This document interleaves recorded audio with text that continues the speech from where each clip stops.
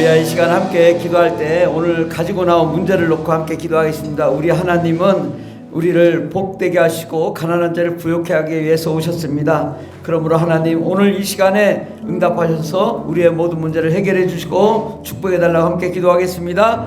주여 주여 할렐루야 할렐루야. 하나님 이 시간 예수님의 사랑, 예수님의 생명, 예수님의 은혜가 넘치는 거룩한 시간 되게 하옵소서. 예수님 우리와 함께하여 주시옵소서.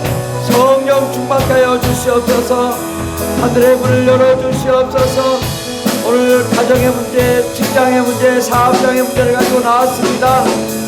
주 예수께서 우리의 모든 문제를 해결해 주시옵시고 천군 천사를 보내주셔서 우리의 가정의 문제, 자녀의 문제, 또 물질의 문제, 사업의 문제, 직장의 문제가 다 해결되게 하여 주시옵소서. 우리의 혈결 열어주셔서 주 예수님이 함께 하시는 위대한 삶을 살 수 있도록 주여 복을 내려주시옵소서.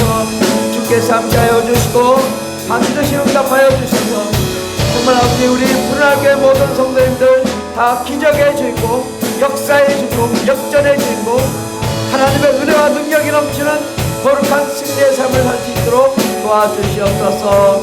함께 하시네 감사드리며 예수님의 이름으로 기도드립니다. 아멘. 전능하신 하나님 감사합니다. 부족하고 연약한 자들을 모아주셔서 주님의 전에 나와 예배하며 찬송하며 기도할 수 있도록 인도하신 은혜 감사드립니다. 하나님 이 시간에 하늘의 영광을 보여주시옵시고 하나님의 능력과 권세와 권능을 허락하여 주시옵시고 진정 예수님을 만나게 해주시옵소서. 성령으로 충만케 하옵소서. 하나님의 영광의 아버지의 얼굴을 배울 수 있도록 도와주시옵소서. 하나님 그러기 위해서 우리의 모든 죄악을 예수 그리스도의 보혈로 깨끗하게 써주시옵시고 죄 없다고 인정하여 주시옵소서. 하나님 어떤 죄든 아버지 무슨 죄악이든 예수님은 다 우리를 위해 십자가에 못 박아 죽으심으로 모든 죄를 용서해 싸우니 주여 우리가 우리의 신앙을 고백합니다. 우리의 죄악을 고백합니다. 우리의 잘못과 거짓을 주님께 고백하오니 우리의 모든 죄를 용서해 주시고 아버지 하나님 온전히 하나님의 뜻대로 하나님 말씀대로 나아갈 수 있도록 이 시간 함께하여 주시옵소서. 하나님 우리 가정의 문제 또 인생의 문제 삶의 문제 직장과 사업장의 문제 정말 한없이 많은 문제들이 있습니다. 건강의 문제도 있습니다. 하나님 그 어떤 문제든 주님께서 함께하여 주시면 놀랍게 우리의 모든 문제를 해결해 줄 줄 믿습니다. 이 시간에 저희들이 기도할 때 정말 하나님 천군 천사를 보내줘서 우리의 가정, 직장, 사업장에 찾아가셔서 이를 다 해결해 주시옵시고 우리가 가는 곳마다 형통함이 넘치게 도와 주시옵소서. 아버지 우리 대한민국 5천만 백성이 정말 다 주님께 나와 예배하며 찬송하게 하여 주시고 하나님만 섬기며 하나님만 사랑하며 하나님만 바라볼 수 있는 위대한 나라로 하나님이 보호하시고 축복하는 나라로 세워주시옵시고 특히 북한을 주님 돌아보사 저 나라가 아버지 김일성 우상화와 정말 아버지 공산주의로 하나님을 섬기지 못하게 하는 그 나라가 되었지만 아버지 이를 통하여 정말 하나님이 떠난 그 결과가 얼마나 참혹한지를 깨닫게 합니다. 이 북한이 다시 되돌아와 예수 앞으로 돌아왔을 때 정말 모든 민족의 삶이 다 해결되게 하여 주시고 또 저들의 먹고 마시는 문제부터 아버지 살고 행복하게 사는 모든 문제들이 다 해결되어 정말 남한과 북한이 하나 되어 정말 온 세계 땅끝까지로 예수 그리스도의 복음을 증거하는 데 부족함이 없는 거룩한 나라 될 수 있도록 복을 내려 주시옵소서. 이 시간 하나님 우리 어린이 주일학교를 축복하여 주시옵소서. 어린이들 위해 머리에 안수하여 주시옵소서. 저희들이 창의적인 아이디어로 세계적인 인물이 될 수 있도록 도와주시옵소서. 꼬리가 되지 않고 머리가 되게 하여 주시옵소서. 우리 어린이들이 창대한 축복의 역사에 일어나서 아브라함의 축복, 이삭의 축복, 야곱의 축복, 요셉의 축복이 우리 어린이들에게 넘치게 도와주시옵시고 세계 모든 민족의 뛰어난 자들로 세워주시옵소서. 오늘 하나님 이 시간에 하나님의 말씀을 들을 때에 그 말씀이 사람의 말이 아닌 하나님의 지혜, 하나님의 말씀, 하나님의 계획, 하나님의 뜻이 보이게 하시고 우리 마음 문이 열려 하나님의 그 귀하신 생각과 귀하신 뜻을 우리가 받아들이고 이해하고 또 더욱 사랑하며 그 뜻을 이행할 수 있는 저희들 되게 하여 주시옵소서. 함께 하시네 감사드리며 예수님의 이름으로 기도드립니다. 아멘. 찬송가 88장 찬양했습니다. 찬송가 88장 내 진정 사모하는 내 진정 사모하는 친구가 되시는 구주 예수님은 아름다워라. 산 밑에 외갑하여 빛나는 새벽별 주님 영원한 아주 없도다. 내 맘이 아플 적에 큰 위로 되시며 나 외로운 좋은 친구라. 주는 저 산 밑에 외갑 빛나는 새벽별 이 땅 위에 비길 내 맘의 모든 염려 내 맘의 모든 염려 이 세상 보라고 주님 항상 같이 하여 주시고 시험을 당할 때에 악마의 개교를 증심을 예지잖아 주시네. 온 세상 날 버려도 주 예수 안 버려 끝까지 나를 돌보시네. 주는 저 산 밑에 외곽 이 땅 위에 비길 것 내 맘을 다하여서 내 맘을 다하여서 주님을 따르는 길이 나를 사랑하리니 불불이 두렵지 않고 장벽도 걷고 주는 높은 산책 내 맘이시라. 내 영혼 먹이시는 은혜 누리고 나 친히 주를 뵙기 원하네. 주는 저 산 밑에 외곽 빛나는 새벽별 이 땅 위에 비길 것이 없도다. 아멘. 우리 사도신경으로 우리의 신앙을 고백하겠습니다. 전능하사 천지를 만드신 하나님 아버지를 내가 믿사오며 그 외아들 우리 주 예수 그리스도를 믿사오니 이는 성령으로 잉태하사 동정녀 마리아에게 나시고 본디오 빌라도에게 고난을 받사 십자가에 못 박혀 죽으시고 장사한 지 사흘 만에 죽은 자 가운데서 다시 살아나시며 하늘에 오르사 전능하신 하나님 우편에 앉아 계시다가 저로서 산자와 죽은 자를 심판하러 오시리라. 성령을 믿사오며 거룩한 공회와 성도와 서로 교통하는 것과 죄를 사하여 주신 것과 몸이 다시 사는 것과 영원히 사는 것을 믿사옵나이다. 아멘. 우리 옆 사람에게 이렇게 인사합시다. 좋은 일이 일어납니다. 기적이 일어납니다. 예. 작년 한 해도 매주마다 좋은 일이 일어난다, 기적이 일어난다 하니까 정말 기적이 일어났고 또 좋은 일이 났습니다. 아직도 기적이 아직 덜 일어나시는 분들은 이제 올해는 이제 완성이 될 줄 믿습니다. 그래서 날마다 하나님의 놀라운 역사 일어나게 될 줄 믿습니다. 하나님 말씀은 누가복음 4장 16절에서 19절까지 말씀입니다. 신약성경 94페이지에 있습니다. 신약성경 94페이지 누가복음 4장 16절에서 19절까지 말씀을 다 같이 봉독하겠습니다. 예수께서 그 자라나신 곳 나사렛에 이르사 안식일에 늘 하시던 대로 회당에 들어가사 성경을 읽으시려고 서심해 선지자 이사야의 글을 들이거늘 책을 펴서 이렇게 기록된 데를 찾으시니 곧 주의 성령이 내게 임하셨으니 이는 가난한 자에게 복음을 전하게 하시려고 내게 기름을 부으시고 나를 보내사 포로된 자에게 자유를 눈먼 자에게 다시 보게 함을 전파하며 눌린 자를 자유롭게 하고 주의 은혜의 해를 전파하게 하려 하심이라 하였더라. 아멘. 우리 주님이 제일 처음에 성경책을 펴고 말씀하신 말씀인데요. 이게 전부 다입니다. 그래서 주의 성령이 우리 주의 성령이 임하셔야 되는 거죠. 또 예수님에게도 주의 성령이 임하셔서 그 하늘 문이 열리고 하나님의 영광을 보게 되었습니다. 이는 가난한 자에게 가난한 자에게 또 억눌리고 고통받고 병들고 또 영적으로 문제가 있고 또 이제 물질적으로도 가난한 자들에게 복음을 전하게 하시려고. 복음, 예. 가난한 자가 부자가 되고 병든 자가 고침을 받고 건강함을 얻게 되고 억눌리고 탄압받고 압제받던 자들이 자유함을 얻게 되고 이러한 역사 일어나게 하시려고 주님이 예수님에게 기름을 부으시고 예수님을 보내사 포로된 자에게 자유를, 예, 우리 마음의 포로, 또 마귀에게 대한 포로, 또 우리 삶에 대한 포로, 이것을 자유케 하라고 하셨다. 눈먼 자에게 다시 보게 함을. 예.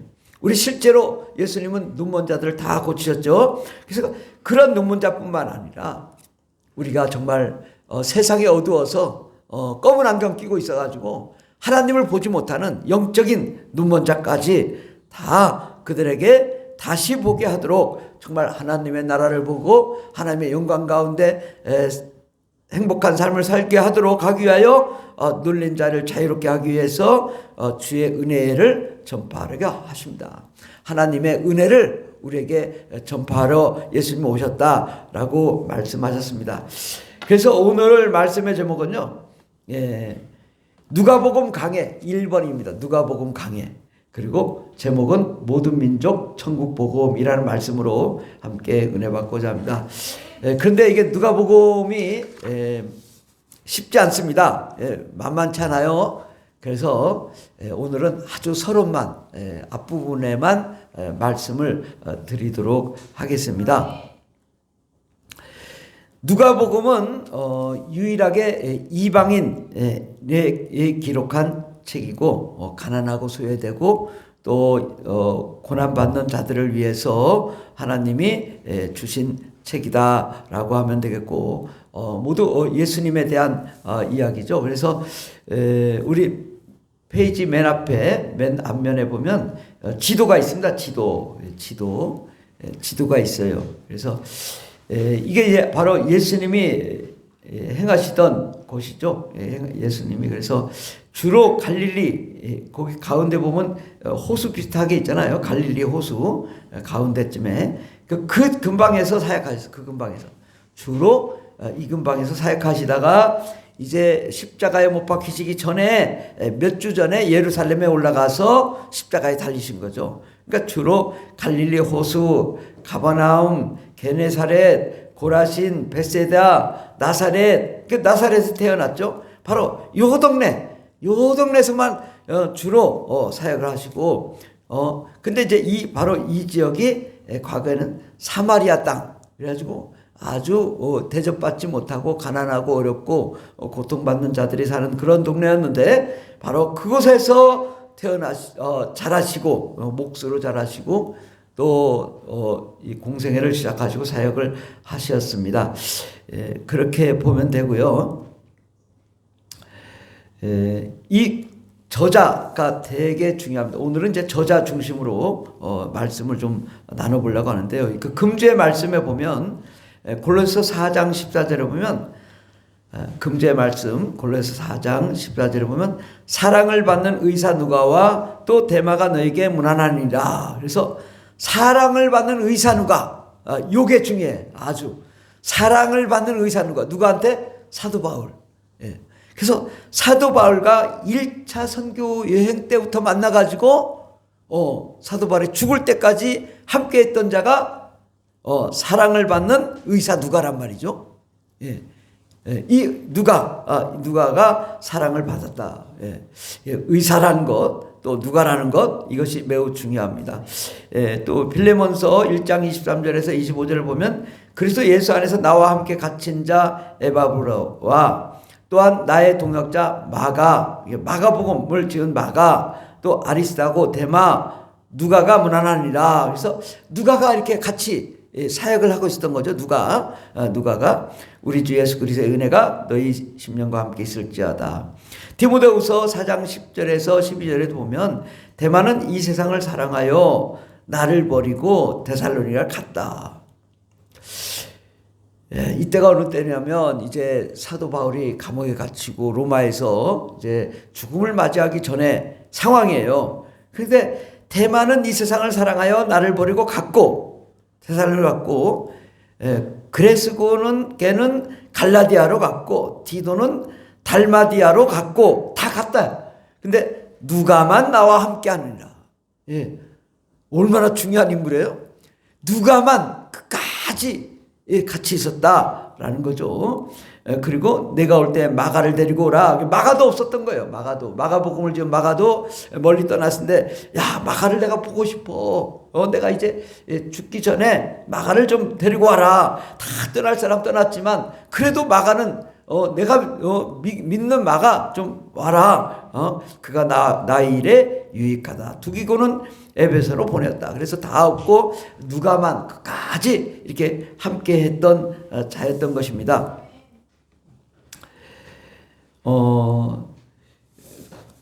오늘 제 본문 말씀에 보면은 누가복음은 사도행전과 이 두 권으로 된 하나의 책입니다. 그러니까 누가복음은 상권이에요. 사도행전은 하권이에요. 그래서 우리 주제 말씀 1장 누가복음 1장 1절에 보면 1절부터 4절까지 보면 우리 중에 이루어진 사실에 대하여 처음부터 목격자와 말씀에 일꾼된 자들이 전하여준 그대로 내력을 조술하려고 붓을 든 사람이 많다. 그 모든 일의 근원부터 자세히 미루어 살핀 나도 데오빌로 각하에게 차례대로 써보내는 것이 좋은 줄 알았노니 이는 각하가 알고 있는 바를 더 확실하게 하려 함이라. 그래서 이제 데오빌로에게 뭔가 이렇게 데오빌로가 이제 처음 예수를 믿은 것 같아요. 그러니까 데오빌로에게 뭔가 이 아주 고급 관리인 것 같아요. 그래서 이 데오빌로 각하라고 하잖아요. 각하에게 차례대로 써 보내려고 이렇게 썼다. 근데 이제 사도행전 1장 1절부터 2절 보면 데오빌로요. 야, 이제 누가복음을 보냈어요. 좀 이제 형제가 됐어요. 친해졌어요. 그러니까 이제 각하라고 안 하고 데오빌로요. 이제 형제요. 이렇게 하는 거죠. 데오빌로요. 내가 먼저 쓴 글에는 무릇 예수께서 행하시며 가르치기를 시작하신부터 그가 택하신 사도들에게 성령으로 명하사 승천하신 날까지 이를 기록하였다. 이게 어떤 책이에요? 누가복음이라고. 누가복음. 그러니까 사도행전에서 데오빌로에게 뭘 썼냐? 예수님이 행하시며 가르치기를 시작하신부터 예수님이 태어나시고 행하시고 가르치시고 또 그때부터 그가 택하신 사도들에게 성령으로 명하시고 승천하신 날까지 일을 내가 누가복음에 적어서 보냈는데 이제 데오빌로요. 이제 내가 사도들이 행했던 것을 이렇게 기록해서 내가 보낸다라고 얘기하는 겁니다. 그래서 누가복음에도 데오빌로한테 보내준 거고요. 바로 사도행전도 데오빌로에게 보낸 것입니다. 그러므로 이 누가복음과 사도행전은 두 권으로 돼 있다. 책 두 권. 그런데 이것이 하나의 책이다. 하나의 책. 상권 하권. 아시겠죠? 왜 엄청 중요한 거예요. 왜냐하면 이 신약성서의 분량의 28% 거의 4분의 1이 넘는 것이 바로 누가복음과 사도행전입니다. 그러니까 거의 4분의 1이 바로 신약성서의 4분의 분량의 4분의 1 이상이 누가복음과 사도행전. 그러니까 엄청 분량도 많고 내용도 엄청나게 중요하고 그렇습니다. 또 이제 마태복음, 마가복음, 누가복음, 요한복음 있잖아요. 마태, 마가, 누가, 요한복음이 있는데 마태복음은 누구를 위해 작성했을까요? 마태복음은 유대인을 위해 만들어진 거예요. 마태복음은. 그래서 완전히 골수 유대인이 예수님의 복음을 가지고 자기 유대인을 위해 지은 거예요. 그래서 전적으로 그래서 마태복음은 그냥 순서 없이 그냥 일정 순서가 아니라 기사 제목별로 이렇게 작성을 해서 마태복음도 굉장히 중요하지만 마태복음은 그렇게 지어졌고 마가복음은 어떨까요? 마가복음은 베드로에게 배운 마가가 베드로의 열정. 베드로가 누구요? 어부잖아요. 그러니까 베드로는 막 그냥 무조건 그 열정, 뜨거움, 강력함. 그러니까 서론 본론은 결론이 없어. 예수님 태어난 이야기도 없어. 그냥 막 사역부터 시작해. 막 귀신 쫓고 편거 치고, 그리고 그 마가복음 끝에 막 그냥 안수기도 하고, 저 땅끝까지 높여 복음 전하라 막 강력한 메시지긴 한데 조금 뭐 이렇게 서론본론 결론이 없어. 그냥 막 무지막지한 복음이 마가복음이에요. 근데 거기에는 열정이 담겨 있어요. 근데 이제 요한복음은 태초에 말씀이 계시니라. 벌써부터 이게 조금 아시겠어요? 우리 처음 오신 분들은 모를 거야. 태초에 말씀이 뭘까? 말씀이 예수님이래. 요한복음은요, 엄청나게 신학적인 책이에요. 그래서 최고의 신학적인 책. 그리고 예수님의 기록이 별로 없어. 그냥 막 신학이야, 신학. 오직 태초에 말씀이 계셨고 그 말씀이 하나님이시고 그 말씀을 믿으니 하나님의 자녀가 되었고 막 이론적인 책이에요. 제가 제일 좋아하는 것이 요한복음이긴 하지만 사실에 대해서 자세히 기록한 책이 별로 없어요. 누가복음은요, 마태, 마가, 요한복음에 없는 이야기가 30가지가 넘게 있어요. 그러니까 가장 독창적이고 가장 흥미롭고 어찌 보면 누가복음은 한 편의 영화처럼 처음부터 끝까지 그 스토리가 계속 이어져요. 그래서 처음부터 아주 체계적으로 기록이 되어 있습니다. 그리고 정말 그 조직적이고 논리적이고 체계적이고 또 의학적이고 신학적이면서도 아주 순서에 따라서 일정 순서를 다 섞지 않고 그대로 순서대로 해서 예수님이 탄생부터 예수님 십자가 못 박혀 죽으시고 부활하시고 또 승천하시기 전에 성령으로 명하시기까지 그걸 아주 세부적으로. 왜? 의사는 어떤 사람이에요? 예. 요즘 의대 가려면 이게 원서책 있잖아요. 그리고 동의보감도 봐도 뭘 먹으면 좋고 뭘 먹으면 나쁘고 다 나오잖아요. 막 세부적으로 오이를 먹으면 뭐가 좋고 콩을 먹으면 뭐가 좋고 아주 기록을 하잖아요.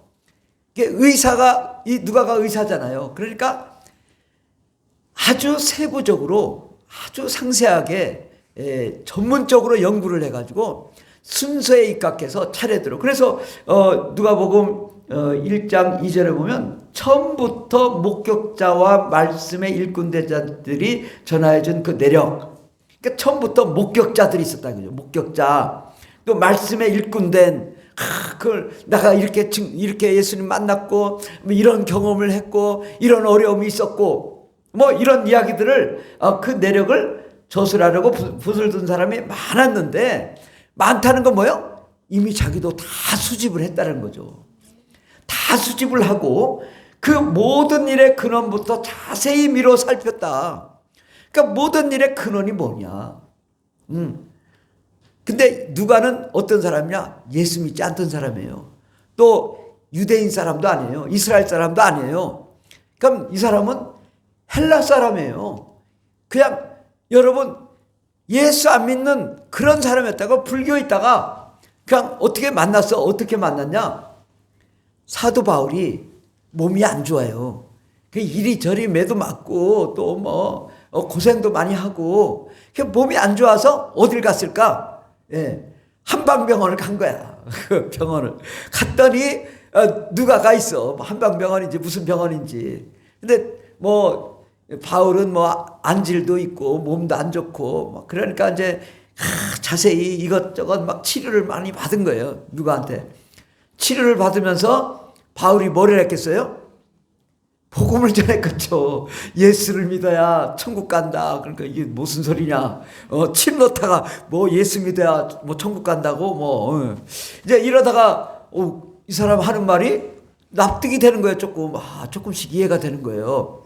그러니까 그래? 그런 게 있어? 그래가지고 이제 하다 보니까 어떻게 이제 예수만 믿으면 되는 게 아니야. 뭘 해요?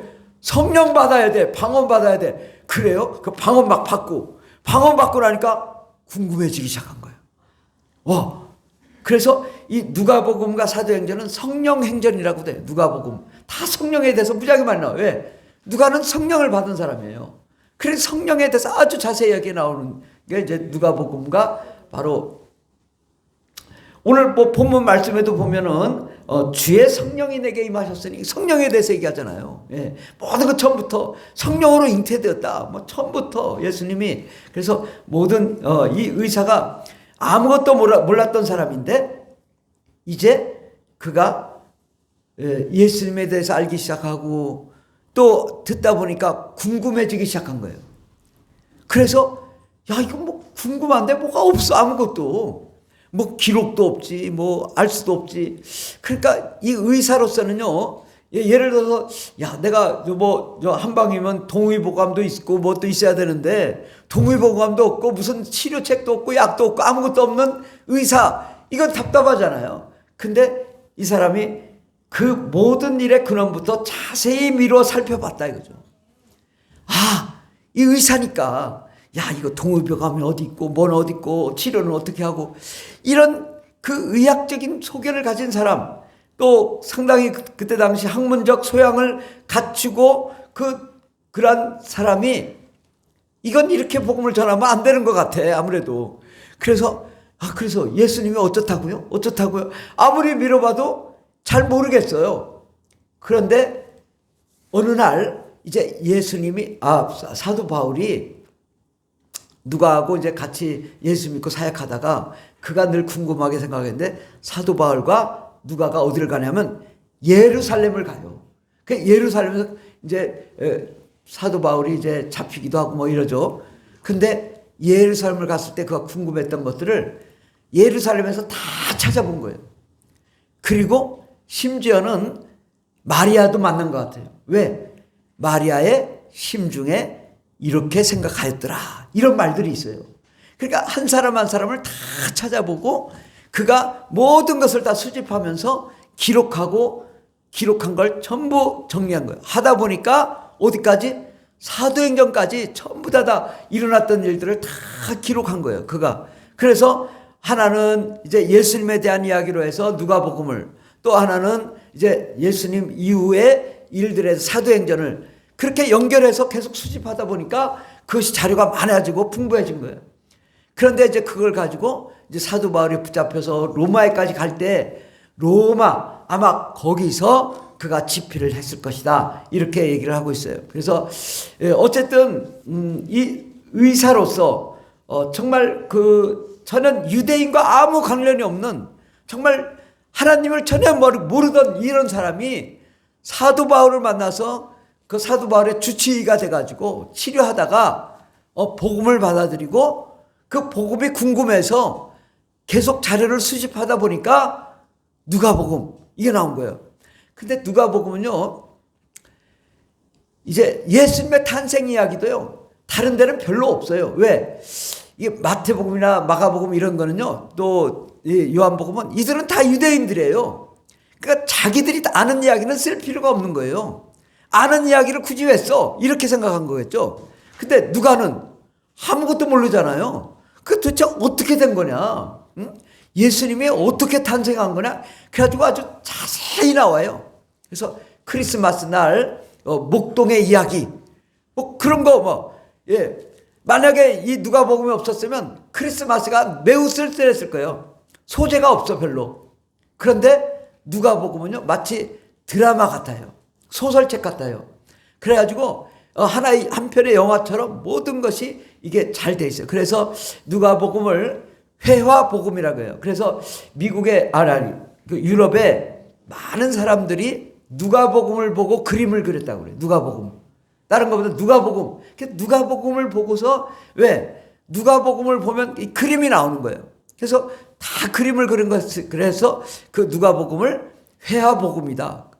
그림을 그리는 책이다 할 정도로 그렇게 누가복음이 자세히 서술이 되어 있습니다. 그런데 이제 바울의 주치의로서 가까이 듣고 그가 성령을 받고 성령의 역사 가운데 그가 의학적인 그 기술을 한 거죠. 그런데 중요한 건 뭐냐? 이 누가가 의사로서 할 수 없는 것들이 있어요. 뭐냐? 예수님의 기적이에요. 귀신을 여쭙고 병을 고치는 게 이게 이해가 안 되는 거예요.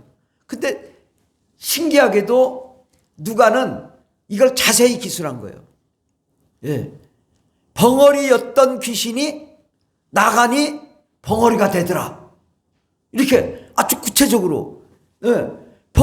귀신이 벙어리야. 근데 귀신이 벙어리인데 벙어리였던 귀신이 나가니 벙어리가 나서, 의술적으로 봤을 때는 이게 처방전인 거예요. 자기는. 내가 봤을 때는 이게 의학적으로는 이게 치료가 안 되는데 왜 이게 치료가 되냐? 벙어리였던 귀신, 벙어리 귀신이 들어오니까, 사람이 말하다 갑자기 벙어리 귀신이 들어오니까 말을 못해. 눈먼 귀신이 들어오니까 눈이 멀어. 귀머거리 귀신이 들어오니까 귀가 안 들려.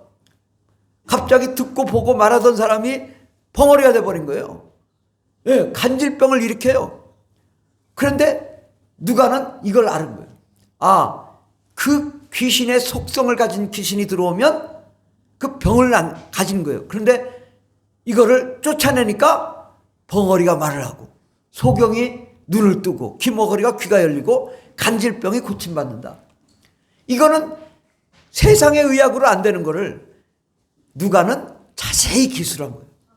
하나님의 그 영적인 사역, 기적의 사역들을 놀랍게도 아주 상세하게, 아주 자세하게 그렇게 기록한 것을 보게 되고, 정말 그 예수의 부활을 인정하는 것처럼 또 귀신의 존재를 아주 정확하게 또 설명을 해요. 예. 그래서 예수님이 부활하셨을 때 사람들이 믿지 않아요. 그러니까 귀신은 살과 뼈가 없는 죽은 사람의 영이로되 나는 부활한 존재라고 하면서 먹어 보이고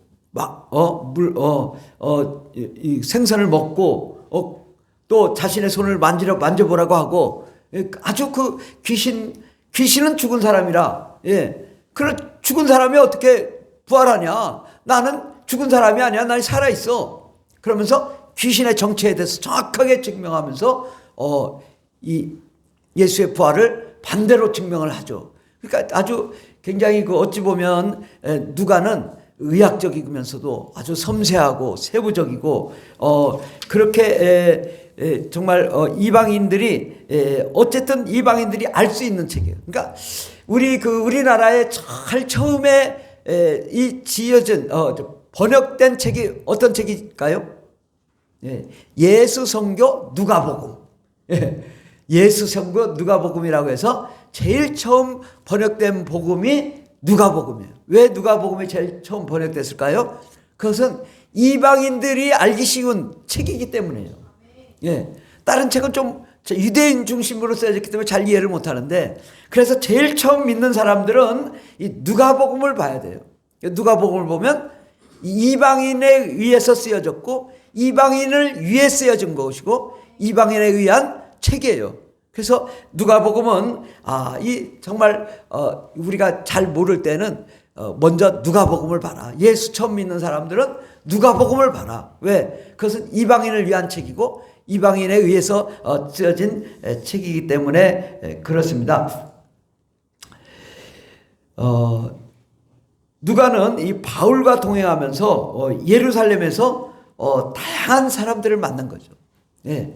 그가 정말 이 사도 바울이 잡혀가고 감옥에 가고 그랬을 때, 그 로마에까지 갇혔을 때도 누가는 갇히질 않고 계속 동역을 한 거예요. 갇히지 않고 계속 동역하면서 많은 자료를 수집해가지고, 정말 이스라엘 사람들이 모르는 이야기까지, 그 엄청나게 방대한 한 30여 가지가 추가되는 그 내용을 아주 상세하게, 엠마오로 가는 길에서 만난 제자들의 이야기가요, 거의 한 2페이지 정도 될 정도로 그렇게 자세히, 다른 데는 엠마오로 가는 두 제자 딱 이 정도로만 나오는데, 그 이야기를 아주 한 2페이지 정도 될 정도로 예수님과 함께 예수님 부활하신 다음에 엠마오로 가는 두 제자와 함께 걸어가면서 이야기하는 이야기가 있어요. 예. 그렇게 자세히 어떻게 기록했을까? 왜냐? 누가가 찾아간 거예요. 그래서 만나고, 그 증인들을 만나고, 베드로의 이야기를 듣고, 또 제자들의 이야기를 듣고, 그때 일어난 상황들을 다 수집해가지고 그 책을 지었기 때문에, 정말 이 누가는 예수님을 본 적도 없고, 또 초대교회에 일어났던 초창기의 일도 모르지만, 그렇게 자세하게 모든 사람이 이해할 수 있도록 쓰여졌기 것입니다. 그러므로 예수의 복음을 증거하고 이해함에 있어서 누가복음은 매우 중요하다. 예. 누가복음은 하나님께서 예수 그리스도를 보내주시고 예수 그리스도께서 이 땅에 오셔서 하나님께서 이루신 언약의 성취를 이루어진 거를 쓴 거죠.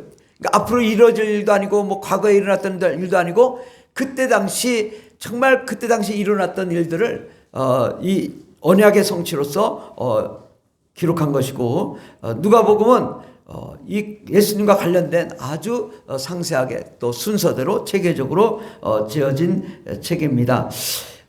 누가는 바로 의사이기도 하고 또 이방인들에게 많은 관심을 가지고 있었습니다. 그래서 자연히 누가복음은 유대인들이 배척했던 사람들 중심으로 쓰여진 거죠. 그러니까 유대인들이 배척했던 이방인, 소외된 자, 가난한 자, 어린이, 여자, 또 뭐 방탕했던 사람들, 또 뭐 삭개오, 돈은 많지만 소외됐던 삭개오 이야기, 뭐 이런 비주류 계층에게 주로 초점이 모아집니다. 그래서 이 누가복음은 이방인의 복음이라는 별명을 가지고 있습니다. 누가는 예수님의 탄생을 온 백성에게 미칠 기쁨의 좋은 소식, 온 백성에게, 모든 민족. 그러니까 마태, 마가복음, 요한복음은 어찌 보면 이 유대인들을 위한 복음이었을 수도 있는데 처음부터 누가복음은 모든 민족, 모든 백성. 그래서 이 족보도 마태복음에서 이게 예수님의 족보는 아브라함까지 나오는데 누가복음에서는 그 족보에 예수님의 족보를 위로 계속 올려가면서 뭐 아브라함뿐만 아니라 그 위에 아담까지, 그 위에는 누구라고요? 하나님이다. 진정한 조상은 하나님이고 또 그 모든 인류의 조상 아담이 예수님의 조상이고 또 그로 말미암아 모든 민족, 모든 사람들이 구원을 받도록 하기 위해서 왔다. 이 온 백성에게 미칠 큰 기쁨의 좋은 소식이라고 얘기를 하고 있습니다.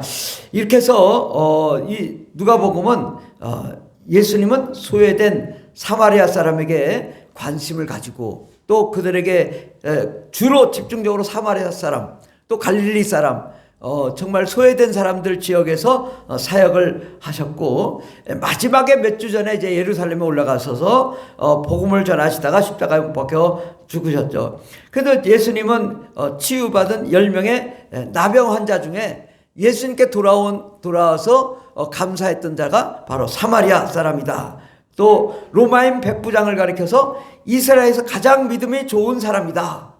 로마 백부장, 그 사람을 이스라엘 사람들보다 훨씬 더 믿음이 좋은 사람이라고 칭찬을 하죠. 그러니까 누가복음은 오히려 이스라엘 사람보다 이제 이 헬라 사람, 로마 백부장 뭐 이런 사람들 중심으로 해서 정말 그들이 예수를 믿을 수 있도록 한 책입니다. 이렇듯 소외된 자들, 이방인들에게 많은 관심을 가졌습니다. 하지만 주님은 이들을 단순히 치유의 대상으로만 보신 것이 아니라 구원의 대상으로 보셨다는 거죠. 모든 사람들을 다 구원하고 정말 천국에 입성할 수 있도록 한 것입니다. 4번에 보면 누가복음의 내용 구성이 있습니다. 우리가 이 누가복음에 대해서 좀 이렇게 이해를 하면 좋은데, 먼저 서론이죠. 서론은 이제 예수님이 공생에 하기 전에 출생에서 세례까지, 출생에서 세례가 1장에서 4장까지 굉장히 많아요. 이 분량이. 출생에서 세례받는 데까지가 4장까지 있어요. 그러니까 엄청 많죠. 근데 마태복음, 마가복음, 요한복음 거의 없는 내용들이 여기 담겨져 있죠. 그 다음에 이제 그 공생의 갈릴리 중심으로 해서 전반부 또 후반부 하나님의 예수님의 엄청난 기적 역사들에 대해서 나와 있고, 마지막으로 이제 예루살렘으로 가시는 장면부터 시작해서 이제 공생의 말기, 그래서 예루살렘 사역, 십자가 죽음, 부활 승천, 이러한 이야기에 대해서 주로 나와 있습니다.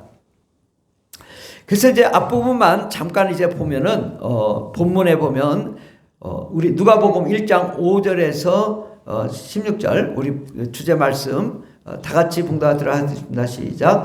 유대 왕 헤롯 때에 아비야 반열에 제사장 한 사람이 있었으니 이름은 사가랴요. 그의 아내는 아론의 자손이니 이름은 엘리사벳이라. 천사가 그에게 이르되 사가랴여 무서워하지 말라. 너의 간구함이 들린지라. 내 아내 엘리사벳이 내게 아들을 낳아주리니 그 이름을 요한이라 하라. 이스라엘 자손을 그 주 곧 그들의 하나님께로 많이 돌아오게 하겠습니다. 예, 제 유대 땅 헤로드의 아비야 반열의 제사장 이름 사가랴, 아내는 엘리사벳인데 바로 이 가정에 자녀가 없는 거예요.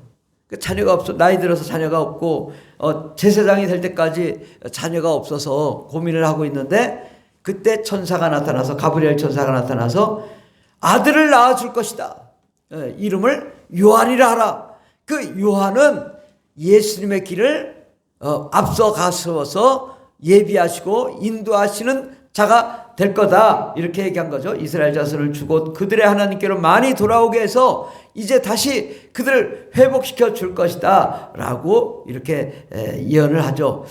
또 그 다음에는 바로 이 가브리엘 천사가 6달 후에 이제 세례 요한 후에 이제 6달 세례 요한이 잉태된 후에 6달 후에 가브리엘 천사가 이제 미혼녀, 바로 약혼을 했지만 아직 결혼하지 않은 약혼한 처녀에게 나타났는데 그가 누구죠? 마리아에게 이 가브리엘 천사가 나타나서 우리 누가복음 1장 26절부터 30절까지 우리 다 같이 봉독하겠습니다. 6째 달에 천사 가브리엘이 하나님의 보내심을 받아 갈릴리 나사렛이란 동네에 가서 다윗의 자손 요셉이라 하는 사람과 약혼한 처녀에게 이르니 그 처녀의 이름은 마리아라. 그에게 들어가 이르되 은혜를 받은 자여 평안할지어다. 주께서 너와 함께 하시도다 하니 처녀가 그 말을 듣고 놀라 이런 인사가 어찌함인가 생각하며 천사가 이르되 마리아여 무서워하지 말라. 내가 하나님께 은혜를 입었느니라. 아멘.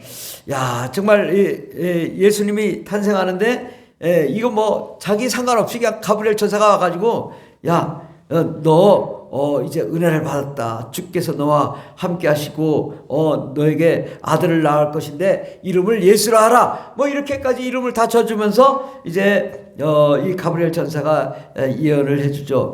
바로 그렇게 해서 이제 세례 요한의 부모님과 마리아는 친척간이에요. 그래서 만나서 기뻐하고 즐거워하고, 이것도 아주 누가복음에만 유일하게 자세히 나옵니다. 그래서 여러분 읽어보시면은 다른 데는 나오지 않는 아주 자세한 이야기. 어떻게 알았을까? 제가 보기에는 분명히 누가가 마리아를 만난 거예요.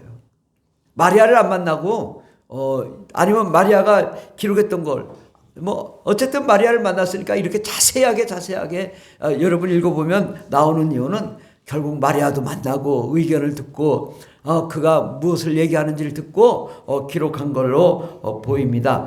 이렇게 이제 마리아에게 예수님이 마리아를 통하여 예수님이 탄생하셨는데 바로 예수님은 하나님의 통치와 구원, 복을 가져올 메시아임을 드러내죠. 그래서 예수님이 태어나고 난 다음에 오래 나이 드신 노 선지자 안나와 시므온에게 나가서 축복을 받죠. 그런데 바로 시므온 선지자가 내 눈이 주님의 구원을 보았습니다.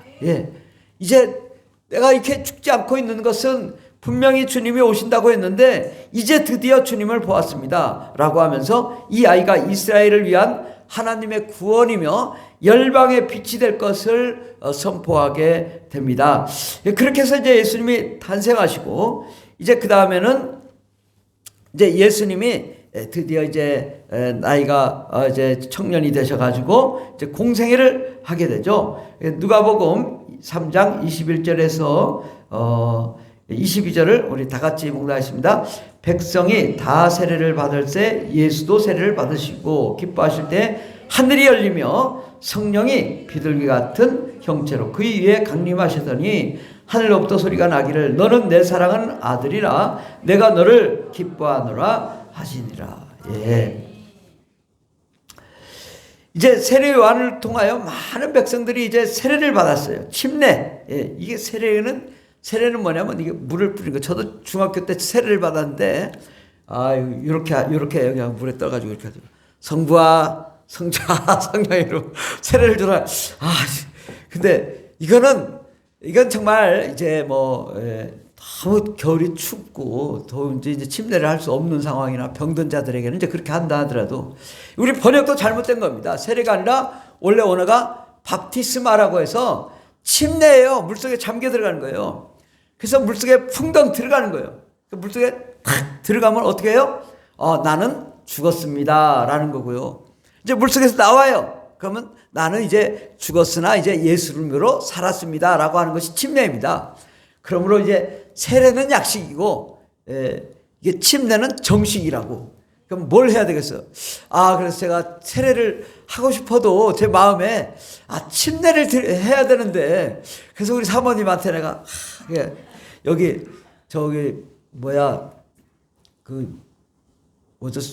작은 수영장 있잖아요. 풀장 애들 노는 거. 내가 여기다가 뒤에다가 놓고 좀 침례를 하고 싶다 그랬더니 무슨 소리 하는 거냐고. 거기다가 무슨 물을 떠놓고 뭘 하냐고. 그 어디 가서 하냐. 그래서 어디 가서 하고 다 돼 있는데 가서 해야지. 그런데 그럼 강으로 갈까? 강은 위험하다고 하지. 어디 가서 해요? 겨울 춥지. 할 데가 없어.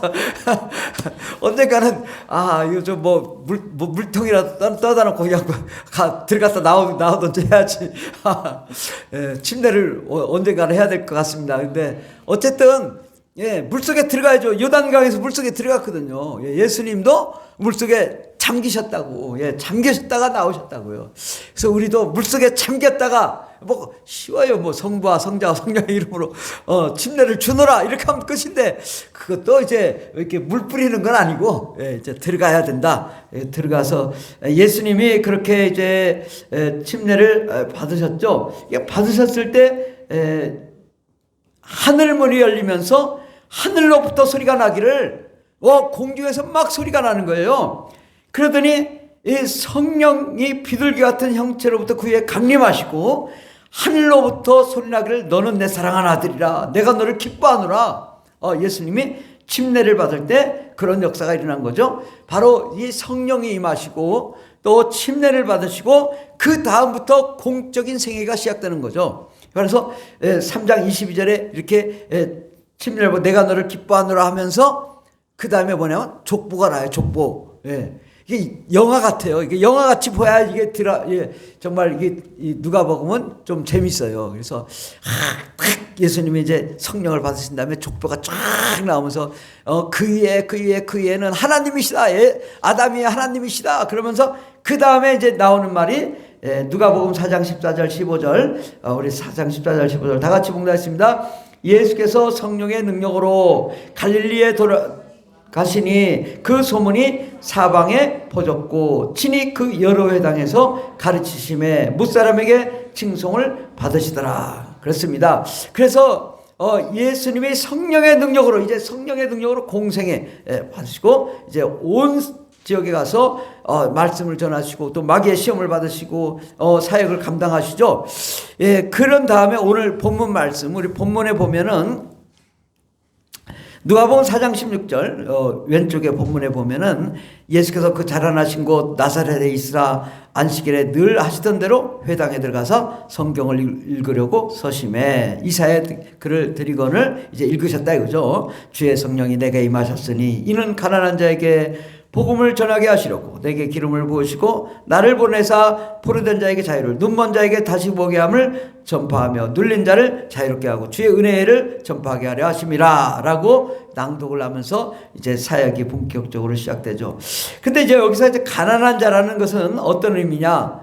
정말 물질적으로 가난하고 빈곤한 자, 구걸하는 자, 거지 같은 구걸하는 자, 또 그 다음에는 좀 더 나아가서 억압받는 사람, 또 비천한 사람, 낮은 사람, 예.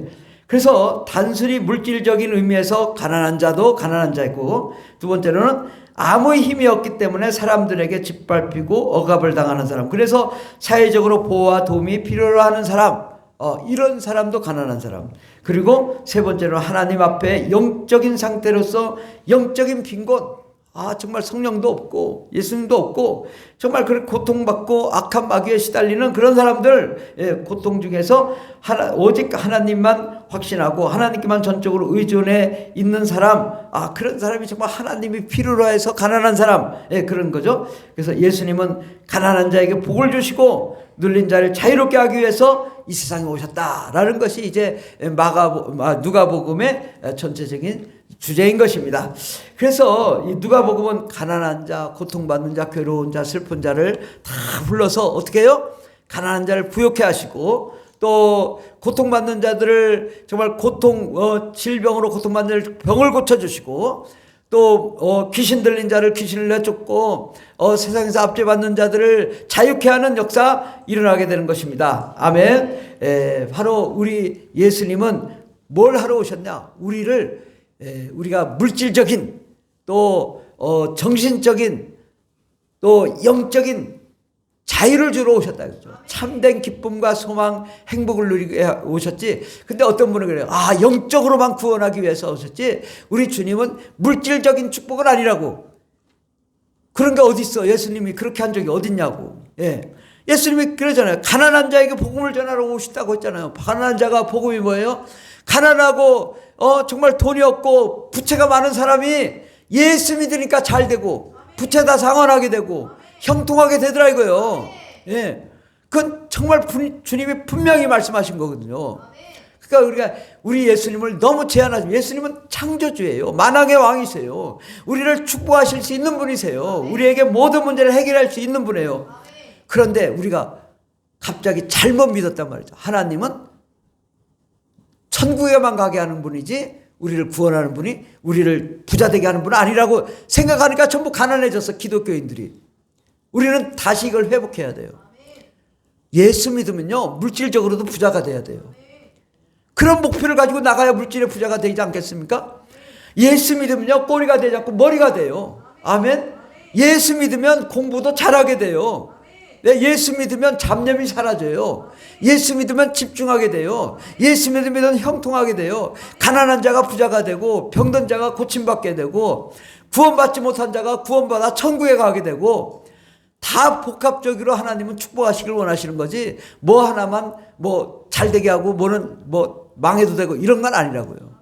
아멘. 그래서 우리 하나님은 전방위적으로 축복하시기 예수님 보내셨다.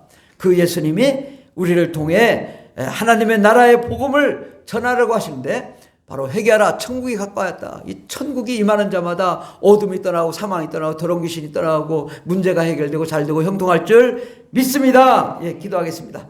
기도할 때 하나님, 우리의 인생이 정말 외롭고 쓸쓸하고 소외받고 괴롭고 슬프고 억눌리고 안되고 차별당했던 모든 자들에게 주의 복이 임하니 정말 하나님의 그 은혜와 영광 가운데 기뻐 춤추며 찬양하는, 영광 돌리는 저희들 되게 해달라고 함께 기도하겠습니다. 주여 주여 주여, 할렐루야 할렐루야, 감사합니다.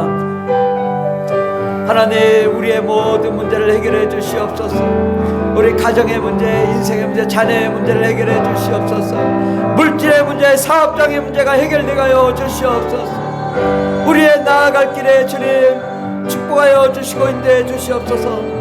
예수님은 우리를 사랑하시고 우리를 축복하시기 위해서 오셨는데, 우리가 제 예수님을 잘못 믿어 아버지 하나님 복을 받지 못했습니다. 하나님, 이제 누가복음을 통하여 우리가 정말 복받는 자들이 되게 하여 주시옵시고, 잘되고 형통한 자들이 되게 하여 주시옵시고, 복을 구하여 복을 받는 자들이 되게 하여 주시옵소서. 우리 가정에 문제가 있는 자들이 예수 믿고 가정의 문제가 해결되게 하여 주시옵소서. 부부의 문제가 해결되게 하여 주시고, 아내의 문제가 해결되게 하시고, 남편의 문제가 해결되게 하시고, 자녀의 문제가 해결되게 하여 주시고, 직장과 사업장의 문제가 해결되게 하여 주시고, 우리의 갈 길에 평탄한 길, 은혜의 길, 소망의 길, 승리의 길, 영광의 길이 활짝 열리게 하여 주시옵소서. 주님, 우리 우리의 갈 길 열어주시옵소서. 날마다 예수님만 바라보며 예수님만 사랑하는 거룩한 종들이 되게 하여 주시옵소서. 하나님, 우리는 복을 받기를 위해 삽니다. 복을 받기 위해 예수 믿습니다. 내 영혼이 잘된 같이 내가 범사에 잘되고 강건하기를 원하는 주님 말씀이 이루어지게 하여 주시옵소서. 안되면 되게 하여 주시고, 막힌 것은 뚫리게 하여 주시고, 안되면 더 좋은 일이 일어나게 도와주시옵소서. 이 시간에 우리의 모든 문제가 해결되가 없어서, 아버지, 우리 영혼의 문제가 해결되가 없어서, 우리 가정의 문제 해결되가 없어서, 물질의 문제가 해결되가 없어서, 사업장의 문제가 해결되가 없어서, 주 예수께서 우리에게 복을 주러 오셨는데 우리가 복을 받지 못하고 믿음을 갖지 못한 죄악을 용서해 주시옵시고, 정말 하나님, 우리의 가정의 문제를 해결해 주시고, 직장과 사업장의 문제가 해결되어서 아버지 구원해주고 나누어주고 베풀어줘도 넘치는 하나님의 역사로 아버지 교회를 섬기고 영혼을 섬기고 세계 선교를 감당하는 데 부족함이 없는 거룩한 종들이 다 되게 하여 주시옵소서. 우리의 갈 길에 하나님 놀라운 축복의 역사가 일어나게 도와주시옵소서. 주께서 우리와 함께 하시네 감사드리며 예수님의 이름으로 기도드립니다. 아멘. 할렐루야. 하나님 아버지 감사합니다. 슬픈 자, 외로운 자, 괴로운 자, 또 병든 자 다 주님께로 오라. 주님께서 너희를 쉬고 먹고 마시게 하겠다고 주님 약속하신 대로 하나님 누가복음을 통하여 우리가 참된 구원을 얻게 도와주시옵소서. 가정의 구원, 사업장의 구원, 또 잘되고 형통함이 일어나게 해주시고, 우리 마음의 불안과 두려움과 괴로움이 떠나게 하여 주시고, 정말 아버지 자신감과 또 확신, 또 아버지 또 소망 가운데 우리가 나아가게 해주셔서 아버지 우리 마음이 늘 기쁘고 소망이 넘치게 해주시옵소서. 또한 아버지 우리 영혼이 잘 되어서 정말 영원한 천국에 들어가게 도와주시옵소서. 아버지 이 땅에 아무리 잘 살아도 구원받지 못하면 소용이 없습니다. 하나님, 우리가 정말 예수 믿음으로 천국 가고 또 온 가족이 다 구원받아 천국 가고 정말 모든 민족이 함께 구원받아 하늘나라에 정말 영광의 멸관, 의의 멸관, 생명의 멸관을 받는 저희들 될 수 있도록 복을 내려 주시옵소서. 함께 하시네 감사드리며 예수님의 이름으로 기도드립니다. 아멘. 찬송가 91장 찬양했습니다. 91장 슬픈 마음 있는 사람.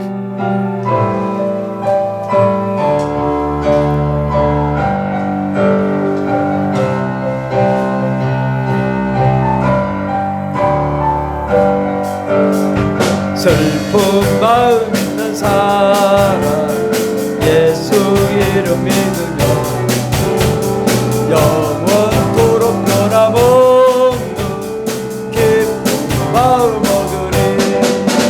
예수의 이름은 세상의 소망이에요. 예수의 이름은 천국의 기쁨일세. 거룩하신 주의 이름 너의 방패 삼은 환난 시험 당할 때에 환난 시험 주께 기도드려라. 주께 기도드려라. 예수의 이름은 세상의 소망이에요. 예수의 이름은 천국의 존귀하신 주의 이름, 존귀의 이름 우리의 기쁨 내놓나. 주의 품에 안길 때에 기뻐 찬송 부르리. 예수의 이름 세상의 소망이에요. 예수의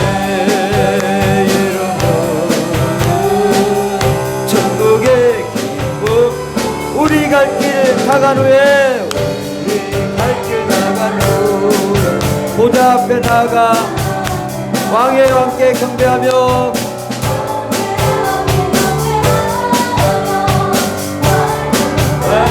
날부리는 예수의 이름은 세상의 소망이에요. 예수의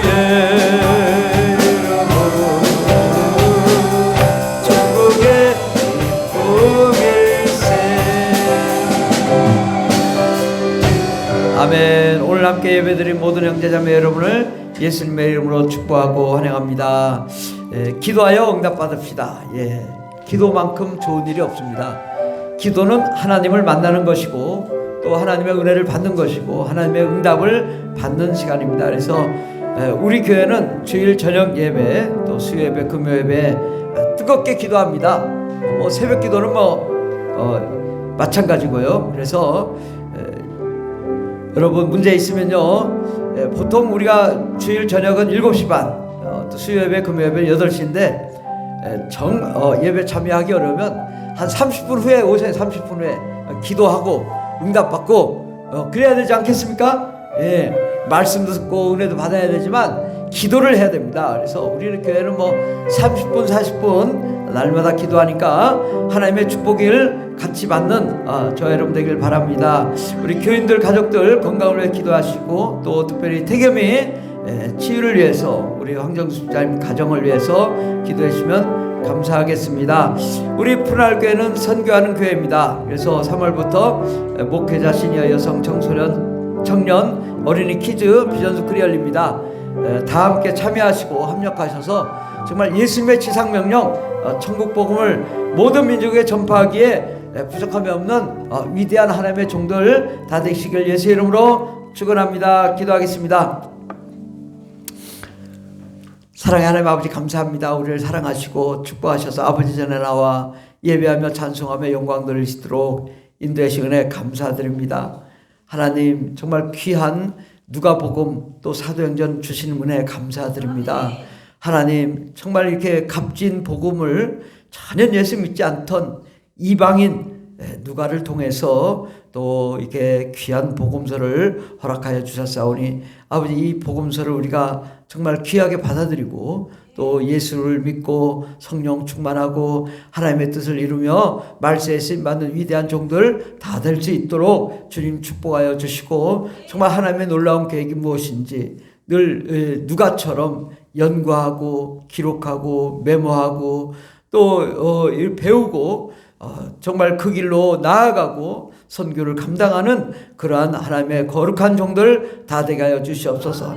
이를 위하여 달려갈 때 하나님 우리 가정의 문제, 인생의 문제, 삶의 문제, 물질의 문제 다 해결해 주시옵시고 꾸어주고 나누어주고 베풀어 넘치게 하여 주시고 온 세상을 누비며 정말 아버지 세계 여행 다니며 복음을 전하고 정말 날마다 즐겁고 행복한 그러한 삶을 살 수 있도록 하나님 우리에게 정말 참 자유와 기쁨, 행복을 누리게 하여 주시옵소서. 우리의 나아갈 길에 평탄하게 은혜의 길, 소망의 길, 승리의 길이 활짝 열리게 하여 주시옵소서. 하나님 오늘 12조 감사헌금 또 건축헌금 또 성경금 또 주일헌금 들으신 귀한 손길들의 복을 내려주시고 아버지 하나님 저들이 손 대는 것보다 잘 되게 해주시옵시고 정말 아버지 현재보다 30배, 60배, 100배, 1000배의 복을 받는 위대한 하나님의 종들 다 되게 하여 주시옵소서. 아버지 저들의 가는 발길에 주 예수께서 함께 하여 주셔서 무엇을 하든 어디를 가든 정말 저들이 밟는 땅에 복이 넘치게 하여 주시고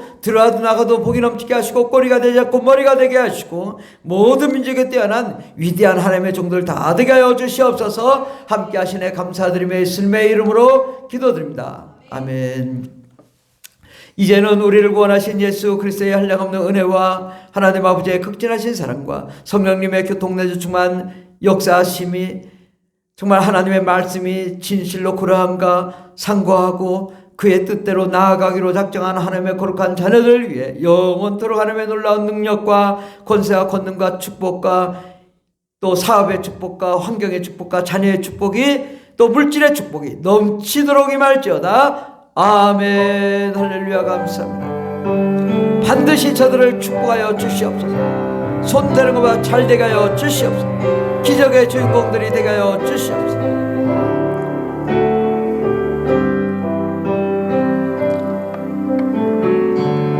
할렐루야. 우리 예배를 받으시 하나님께 영광의 말씀을 올려드리겠습니다. 하나님 감사합니다.